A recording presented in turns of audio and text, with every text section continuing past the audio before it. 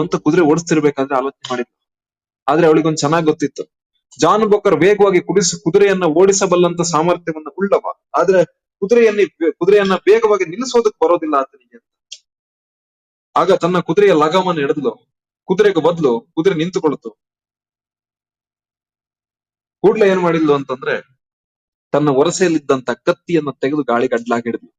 ಬೊಕರ್ ಹಿಂದೆ ಬರ್ತಾ ಇದ್ದ. ಮುಂದೆ ಇದ್ದಂತಹ ಈ ವ್ಯಕ್ತಿ ಯಾರು, ಝಾನ್ಸಿ ರಾಣಿ ಲಕ್ಷ್ಮೀಬಾಯಿಯನ್ನ ನೋಡ್ದ. ಏನು ಮಾಡ್ತಾ ಇದ್ದಾಳೆ ಅಂತ ಗೊತ್ತಾಗ್ಲಿಲ್ಲ. ಅಡ್ಲಾಗಿ ಹಿಡಿದಂತ ಕತ್ತಿಯನ್ನು ನೋಡ್ದ. ತನ್ನ ಕುದುರೆಯ ಲಗಾಮನ್ನು ಎಳೆದ, ಕುದುರೆಯನ್ನ ಒದ್ದ. ಏನು ಮಾಡಿದ್ರು ಕುದುರೆ ನಿಲ್ಲಿಲ್ಲ. ಪರಿಣಾಮ ಕುದುರೆ ಇನ್ನು ವೇಗವಾಗಿ ಬಂತು. ಜಾನ್ ಬೋಕರ್ನ ಕತ್ತು ಕಿತ್ತು ನೆಲಕ್ಕೆ ಬಿತ್ತು. ಹರಹರ ಮಹಾದೇವ್ ಅಂತ ಮುಂದೆ ಹೋದ್ರು. ಆಕೆಯ ಜೀವನದ ಕೊನೆಯ ಘಟ್ಟ ಬರುತ್ತೆ. ಇದರ ಮಧ್ಯದಲ್ಲಿ ನಮಗೊಬ್ಳು ಪರಾಕ್ರಮ ಹೆಣ್ಣು ಮಗಳು ನೆರವಿಗೆ ಬರ್ತಾಳೆ, ಝಾನ್ಸಿ ರಾಣಿ ಲಕ್ಷ್ಮೀಬಾಯಿ. ಒಮ್ಮೆ ಕಾಡಿಗೆ ಹೋಗಿರ್ಬೇಕಾದ್ರೆ ಝಾನ್ಸಿ ರಾಣಿ ಲಕ್ಷ್ಮೀಬಾಯಿ ಒಬ್ಳು ಹೆಣ್ಣು ಮಗಳು ಇರ್ತಾರೆ, ಜಲಕರಿ ಅಂತ. ಹುಲಿ ಒಂದು ಆಕೆಯ ಮೇಲೆ ಅಟ್ಯಾಕ್ ಮಾಡುತ್ತೆ. ಒಂದು ಮುಷ್ಟಿ ಹಾಕಿ ಆ ಹುಲಿಯನ್ನ ಗುದ್ದು ಬಿಡ್ತಾಳೆ. ಹುಲಿ ಹೋಗಿ ದೂರದಲ್ಲಿ ಬೀಳುತ್ತೆ. ಎರಡನೇ ಮುಷ್ಟಿ ಹಾಕಿ ಗುದ್ದಾಳೆ. ಆ ಹುಲಿ ಪ್ರಾಣ ಬಿಡುತ್ತೆ. ಅವಳ ಶೌರ್ಯ ಸಾಹಸವನ್ನ ನೋಡಿದಂತಹ ಝಾನ್ಸಿ ರಾಣಿ ಲಕ್ಷ್ಮೀಬಾಯಿ ಈಕೆ ಕಾಡಲ್ಲಿರ್ಬೇಕಾದ್ದಲ್ಲ, ನಾಡಿಗೆ ಬರಬೇಕು ಅಂತ ತನ್ನ ಸೇನೆಯಲ್ಲಿ ನೇಮಕ ಮಾಡ್ಕೊತಾಳೆ.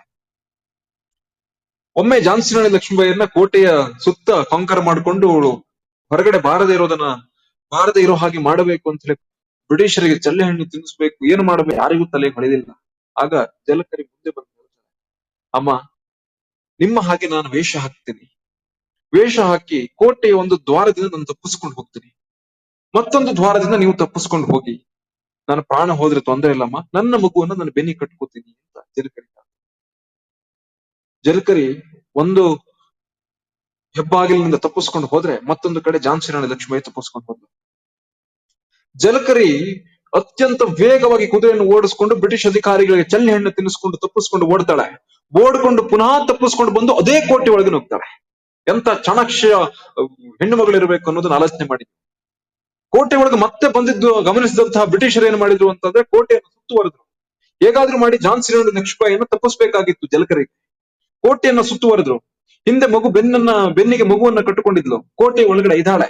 ಪಿರಂಗಿಯನ್ನ ಕೋಟೆಯ ಮೇಲ್ಗಡೆ ಇಟ್ಟು ತನ್ನ ಗಂಡನಿಗೆ ಹೇಳ್ತಾ ಇದ್ದಾಳೆ, ಈ ಕಡೆ ದಿಕ್ಕಿಗೆ ಪಿರಂಗಿ ಇಡು, ಈ ಕಡೆ ದಿಕ್ಕಿಗೆ ಪಿರಂಗಿ ಇಡು ಅಂತ. ಬ್ರಿಟಿಷರು ಬಂದೂಕಿಂದ ಒಂದು ನೇರವಾಗಿ ಗುಂಡನ್ನ ಜಲಕರಿಯ ಗಂಡನಿಗೆ ಹೊಡಿದ್ದಾರೆ. ಜಲಕರಿ ಪ್ರಾಣ ಬಿಟ್ಟ. ಕಣ್ಣೀರಿಡೋದಕ್ಕೂ ಕೂಡ ಸಮಯ ಇಲ್ಲ.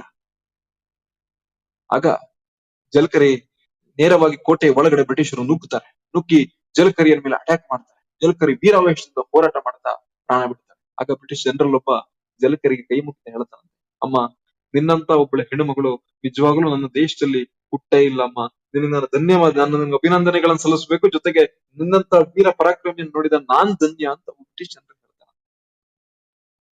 ಅಂತಹ ಒಬ್ಬ ಹೆಣ್ಣು ಮಗಳು ಈ ನೆಲದಲ್ಲಿ ಹುಟ್ಟಿದಂತ ವೀರ ಸಾಹಸ ಎಲ್ಲ ತರದ ಪಾಠವನ್ನು ಜಗತ್ತಿಗೆ ಭಾರತ ಮಾಡಿತು. ಒಂದೆರಡು ಪಾಠ ಅಲ್ಲ, ಪ್ರತಿಯೊಂದರ ಪಾಠವನ್ನು ಜಗತ್ತಿಗೆ ಭಾರತ ಮಾಡಿತು. ಸುನೀತಾ ಚೌಧರಿಯ ವಿಚಾರವನ್ನು ಎಷ್ಟು ಜನರ ಕೇಳಿದ್ರೆ ಗೊತ್ತಿಲ್ಲ. 13 ವರ್ಷದ ಪುಟ್ಟ ಬಾಲಕಿ ಏನ್ ಆಲೋಚನೆ ಮಾಡಬಹುದು ಹೇಳಿ ನೀವು? 13 ವರ್ಷದ ಪುಟ್ಟ ಬಾಲಕಿ ಸುನೀತಾ ಚೌಧರಿ ಕ್ರಾಂತಿಕಾರಿಗಳ ಸಭೆ ಸೇರಿದ್ದಾರೆ. ಒಬ್ಬ ಬ್ರಿಟಿಷ್ ಪೊಲೀಸ್ ಕಮಿಷನರ್ನ ಕೊಲ್ಲಬೇಕು ಅಂತ ತೀರ್ಮಾನ ಮಾಡಿದ್ದಾರೆ. ಯಾರು ಹೋಗಬೇಕು? ಸುನೀತಾ ಚೌಧರಿ ಹೇಳ್ತಾಳೆ, ಆ ತೊದಲು ನುಡಿಯಲ್ಲಿ ಹೇಳ್ತಾಳೆ, ಅಣ್ಣ ನಾನು ಹೋಗ್ತೀನಿ ಅಂತ. ಎಲ್ರು ಗೇಲಿ ಮಾಡಿದ್ರು. ನೀನೊಂದು ಪುಟ್ಟ ಹೆಣ್ಣು ಮಗಳು, ಪುಟ್ಟ ಮಗು, ನೀನೇನು ಮಾಡ್ತೀಯ ಅಂತ ಗೇಲಿ ಮಾಡಿದ್ರು. ಆಗ ಸುನೀತಾ ಚೌಧರಿ, ಒಂದು ಸಲ ನನ್ನ ಮೇಲೆ ನಂಬಿಕೆ ಇಡಿ, ನಾನು ಒಂದ್ ವೇಳೆ ಈ ಕೆಲಸ ಮಾಡದೇ ಇದ್ರೆ ನನ್ ಮುಖ ನೋಡ್ಬೇಡಿ ನೀವು ಅಂತ. ನಾನು ನಿಮ್ ಮುಖನೂ ನೋಡೋದಿಲ್ಲ. ಒಂದು ಉದ್ದನಾದಂತಹ ಲಂಗವನ್ನ ತೊಟ್ಟಿದ್ಲು. ಆ ಲಂಗದ ಒಳಗೆ ಒಂದು ಪಾಕೆಟ್, ಆ ಪಾಕೆಟ್ ಒಳಗೆ ಪಿಸ್ತೂಲ್ ಇಟ್ಕೊಂಡು ಆ ಪೊಲೀಸ್ ಕಮಿಷನರ್ ಇದ್ದಂತಹ ಪಾರ್ಟಿಗೆ ಬರ್ತಾರೆ. ಪಾರ್ಟಿ ಹಾಲ್ಗೆ ಬಂದು ಲೆಟರ್ ಅನ್ನ ಕೊಡ್ತಾರೆ. ಲೆಟರ್ ಕೊಟ್ಟುಬಿಟ್ಟು, ಸರ್, ನಾವು ಗಣೇಶ ಉತ್ಸವ ಮಾಡ್ಬೇಕು ಅಂತ ಅನ್ಕೊಂಡಿದ್ದೀವಿ, ನಮ್ಗೆ ಪೊಲೀಸರ ರಕ್ಷಣೆ ಕೊಡ್ತೀರಾ ಅಂತ. ಅವನು ತೆಗೆದ ಲೆಟರ್ನ ಎಸಿತಾನೆ. ಇದನ್ನ ನಾನು ಕೊಡ್ಬೇಕಾ ನಿನಗೆ? ನೀವು ಬೇಡದ ಕೆಲಸಗಳನ್ನ ಮಾಡೋದಕ್ಕೆ ಅಂತ ಅವನು ಬೈತಾನೆ. ಆಗ ಸುನೀತಾ ಚೌಧರಿ ಹೇಳ್ತಾರೆ, ಬೇರೆ ಲೋಕಲ್ ಪೊಲೀಸರಲ್ಲಿ ಹೋದ್ರೆ ಅವ್ರು ಯಾರು ಕೂಡ ನಮ್ಮನ್ನು ಒಳಗೆ ಬಿಡ್ತಾ ಇಲ್ಲ ಸರ್, ಅದಕ್ಕೆ ನಿಮ್ಮ ಹತ್ರ ಬಂದಿದ್ದೀನಿ, ಕೊಡಿ ಅಂತ ಹೇಳಿ ತನ್ನ ತೊದಲು ನುಡಿಯಲ್ಲಿ ಮುಕ್ತವಾಗಿ ಮಾತಾಡ್ತಾನೆ. ಅವನ್ನೇನು ಬೆನ್ನು ತೆಗೆದು ಸಹಿ ಹಾಕಬೇಕು ಅಂತ ಕೆಳಗೆ ಬಗ್ಗಿದ್ದಾನೆ. ತನ್ನ ಪಾಕೆಟ್ ಅಲ್ಲಿ ಇದ್ದಂತ ಗನ್ ಅನ್ನು ತೆಕ್ಕೊಂಡು ಆ ಬ್ರಿಟಿಷ್ ಪೊಲೀಸರ ಮೇಲೆ ಫೈರ್ ಮಾಡ್ತಾನೆ. ಎಲ್ರು ಗಾಬರಿಯಾಗಿ ಹೋಗ್ತಾನೆ. ಗಾಬರಿಯಾಗಿ ಹೋದ ತಕ್ಷಣ ಏನ್ ಮಾಡ್ತಾರೆ, ಉಳಿದವರೆಲ್ಲ ಬಂದು ಹಿಡ್ಕೊಳ್ತಾರೆ. ಹಿಡ್ಕೊಂಡಾಗ ಒದ್ದಾಡ್ತಾಳೆ ಆಗ ಯಾರು ಹೇಳ್ತಾರೆ, ಕೊಲ್ಲೋದು ಕೊಂದು ಬಿಟ್ಟು ಈಗ ಒದ್ದಾಡ್ತಿದ್ಯಾ ಅಂತ ಕೇಳ್ತಾರೆ. ಕೊಲ್ಲೋದು ಕೊಂದು ಬಿಟ್ಟು ಈಗ ಒದ್ದಾಡ್ತಿದ್ಯಾ ಅಂತ ಕೇಳ್ತಾರೆ. ಆಗ ಸುನಿತಾ ಚೌಧರಿ ಆ ತೊದಲು ನುಡಿಯಲ್ಲಿ ಬರುವ ಪರಾಕ್ರಮದ ಮಾತು ಏನ್ ಗೊತ್ತಾ? ನಾನು ಒದ್ದಾಡ್ತಾ ಇರೋದು ಬಿಡಿಸ್ಕೊಳ್ಳೋದಕ್ಕಲ್ಲ, ನಾನು ಒದ್ದಾಡ್ತಾ ಇರೋದು ನನ್ನ ಹಿಂದೆ ಇರುವಂತಹ ಆ ಪೊಲೀಸ್ ಕಮಿಷನರ್ ಸತ್ತಿದಾನ ಇಲ್ವ ನೋಡುವ ಕಾರಣಕ್ಕೆ ನಾನು ತಿರ್ಗೋದಕ್ಕೋಸ್ಕರ ಒದ್ದಾಡ್ತಾ ಇದ್ದೀನಿ. ಒಂದು ವೇಳೆ ಆತ ಬದುಕಿದ್ರೆ, ನನ್ನ ಸತ್ರೆ ನನ್ನನ್ನ ಗಲ್ಲಿಗಾದ್ರೂ ಹಾಕೊಳ್ಳಿ, ಇಲ್ಲ ಇಲ್ಲೇ ಶೂಟ್ ಮಾಡಾದ್ರೂ ಬಿಸಾಡಿ ಅಂತ 13 ವರ್ಷದ ಪುಟ್ಟ ಬಾಲಕಿ ಸುನಿತಾ ಚೌಧರಿ ಹೇಳ್ತಾರೆ. ಎಂತ ಪರಾಕ್ರಮ ಈ ನೆಲದ ಮಣ್ಣಿನಲ್ಲಿ. ಇದನ್ನೇ ಭಾರತ ಜಗತ್ತಿಗೆ ಕೊಡ್ತಾರೆ.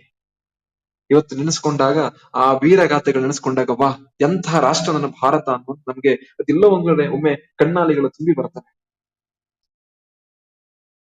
18ನೇ ಶತಮಾನದಲ್ಲಿ ಒಂದು ದೊಡ್ಡ ಚಳುವಳಿ ಆಗಿರುತ್ತೆ, ನಮ್ಗೆಲ್ಲ ಗೊತ್ತು. 1905 ಅಲ್ಲಿ ಬಂಗಾಳವನ್ನ ವಿಭಜನೆ ಮಾಡ್ತಾನೆ ಲಾರ್ಡ್ ಕರ್ಜನ್. ವಿಭಜನೆ ಮಾಡ್ಬಿಟ್ಟು ಹೋಗ್ತಾನ ಅವನು. ಆದ್ರೆ 1911ರಲ್ಲಿ 5th ಜಾರ್ಜ್ ಅನ್ನುವ ಒಬ್ಬ ಬ್ರಿಟಿಷ್ ಇಂಗ್ಲೆಂಡ್ ನ ಕಿಂಗ್, 5ನೇ 5th ಜಾರ್ಜ್, ಆತ ಏನ್ ಮಾಡ್ತಾನೆ, ವಾಪಸ್ ಬಂಗಾಳವನ್ನ ಮತ್ತೆ ವಿಭಜನೆ ಆಗಿದ್ದ ಬಂಗಾಳವನ್ನು ಒಗ್ಗೂಡಿಸ್ತಾನೆ. 6 ವರ್ಷದ ಈ ಹೋರಾಟದ ಮಧ್ಯದಲ್ಲಿ ಏನಾಯ್ತು ಅನ್ನುವಂಥದ್ದು ಇತಿಹಾಸ ಪುಸ್ತಕದಲ್ಲಿ ಯಾರೂ ಕೊಡ್ಲಿಲ್ಲ. ಏನೇನಾಯ್ತು ಅನ್ನೋದು ಯಾರಿಗೂ ಗೊತ್ತಿಲ್ಲ. ಎಷ್ಟು ಚೆನ್ನಾಗಿ ಅದನ್ನ ಹೈಡ್ ಮಾಡಿದ್ರು ಅಂತಂದ್ರೆ, ಎಲ್ಲೆಲ್ಲಿ ಭಾರತದಲ್ಲಿ ಭಾರತೀಯ ಕ್ರಾಂತಿಕಾರಿಗಳು ಬ್ರಿಟಿಷರ ವಿರುದ್ಧ ಪ್ರತಿಭಟಿಸಿದ್ರು ಪ್ರತಿಯೊಂದನ್ನು ಕೂಡ ಹೈಡ್ ಮಾಡುವಂತ ಕೆಲಸ ಮಾಡಿದ್ರು. ನಾವು ಇತಿಹಾಸ ಪುಸ್ತಕದಲ್ಲಿ ಇನ್ನೊಂದು ನೋಡ್ತೀವಿ, 1857ರ ಸ್ವಾತಂತ್ರ್ಯ ಸಂಗ್ರಾಮ ಅಂತ. ಅದನ್ನ ಸಿಪಾಯಿ ದಂಗೆ ಅಂತ ಕರೆದ್ರು. ಆದ್ರೆ ಅದನ್ನ ಭಾರತೀಯರು ಪ್ರಥಮ ಸ್ವಾತಂತ್ರ್ಯ ಸಂಗ್ರಾಮ ಅಂತ ಕರೆದ್ರು ಅಂತ ಇನ್ನೊಂದು ಪುಸ್ತಕದಲ್ಲಿ ಓದ್ತೀವಿ. ಆದ್ರೆ ಪ್ರಥಮ ಅಂತ ಕರೆಯೋದು ಕೂಡ ತಪ್ಪೇ. ಇದನ್ನ ವೀರ ಸಾವರ್ಕರ್ ಅವರು ಮೊದಲ ಬಾರಿಗೆ ಇದನ್ನ ಉಲ್ಲೇಖ ಮಾಡಿ ಹೊರಗಡೆ ತರ್ತಾರೆ. ನಾವು ಪ್ರಥಮ ಅಂತ ಕರೆದ್ರು ಕೂಡ ಅದನ್ನು ನಮ್ಮ ಸ್ವಾತಂತ್ರ್ಯ ಹೋರಾಟಕ್ಕೆ ಮಾಡುವಂತ ಅವಮಾನ. 1857ರ ಸ್ವಾತಂತ್ರ್ಯ ಸಂಗ್ರಾಮ ಪ್ರಥಮ ಆಗಿದ್ದಿದ್ರೆ ಸಂಗೊಳ್ಳಿ ರಾಯಣ್ಣ ಹಾಗೂ ಕಿತ್ತೂರು ರಾಣಿ ಚೆನ್ನಮ್ಮ ಸ್ವಾತಂತ್ರ್ಯ ಹೋರಾಟಗಾರೇ ಆಗಲ್ಲ. ಯಾಕೆ ಹೇಳಿ? ಅವ್ರು 857ಕ್ಕೂ ಮೊದಲೇ ಹೋರಾಟ ಮಾಡಿತ್ತು. ಇತಿಹಾಸದಲ್ಲಿ ದಾಖಲಾದಂತ ಪ್ರಕರಣಗಳ ಪೈಕಿ ಕೇವಲ ದಕ್ಷಿಣ ಭಾರತಾದ್ಯಂತ ಸುಮಾರು 1900ಕ್ಕೂ ಹೆಚ್ಚು ಸ್ವಾತಂತ್ರ್ಯ ಸಂಗ್ರಾಮಗಳು ನಡೆದಿತ್ತು 1857ಕ್ಕೂ ಮೊದಲೇ. ಸಾವರ್ಕರ್ ಅದನ್ನ ಪ್ರಥಮ ಅಂತ ಕರೀಲೇ ಇಲ್ಲ. ಸಾವರ್ಕರ್ ಅವರು ಅದನ್ನ ಕರೆದಿದ್ದು 1857ರ ಸ್ವಾತಂತ್ರ್ಯ ಸಂಗ್ರಾಮ ಅಂತಷ್ಟೇ. ಆದ್ರೆ ಅದಕ್ಕೆ ಬ್ರಿಟಿಷ್ ಅಂತ ಲೇಖಕರು ಏನ್ ಮಾಡಿದ್ರು, ಮತ್ತೆ ಪ್ರಥಮ ಅಂತ ಇನ್ನೂ ಕೂಡ ತಿರುಚಿ ಹೇಳುವಂತ ಕೆಲಸ ಮಾಡಿದ್ರು. ಈ ನೆಲ ದಾಸ್ಯದ ವಿಮುಕ್ತಿಗೋಸ್ಕರ ಹೋರಾಟ ಮಾಡಿದ್ದು ಕೇವಲ 1-2 ಬಾರಿ ಅಲ್ಲ. ಅದೊಂದು ದೊಡ್ಡ ಹೋರಾಟ ಇರ್ಬೋದು 857ರದ್ದು, ಆದ್ರೆ ಅದು ಯಾವತ್ತೂ ಕೂಡ ಪ್ರಥಮ ಆಗ್ಲೇ ಇಲ್ಲ. ಆದ್ರೆ ನಮ್ಮ ಇತಿಹಾಸ ಪುಸ್ತಕದಲ್ಲಿ ಇವತ್ತಿಗೂ ಕೂಡ ಅದು ಪ್ರಥಮ ಆಗಿ ಉಳ್ಕೊಂಡು. ನಾನು ಹಿಂದೆ ಬರ್ತೀನಿ, 1905 ಅಂತ ಹೇಳಿದೆ, ಬಂಗಾಳದ ವಿಭಜನೆ ಆಯ್ತು.